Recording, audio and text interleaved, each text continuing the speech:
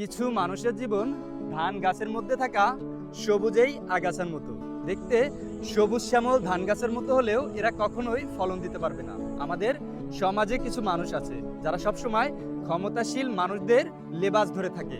তাদের কাছ থেকে সবসময় একটা কথা শোনা যায়, তারা এক অদৃশ্য ক্ষমতার মালিক, কিন্তু বাস্তবতা ভিন্ন। মূলত ওই লোকগুলো অন্তঃসার শূন্য, তাদের কাছে দেবার মতো কিছুই নেই।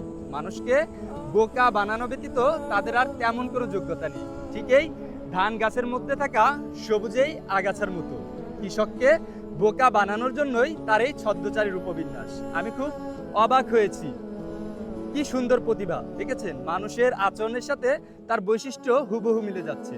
তবে কৃষক সমাজের বোকা মানুষদের মতো নয়, সে জানে কোন গাছ থেকে সেই উৎকৃষ্ট দানাদার ফসল উৎপন্ন হবে। তাই তো এক এক করে খুব সূক্ষ্মভাবে ফসলি জমি থেকে এই আগাছাগুলোকে উপড়ে ফেলে দিচ্ছে।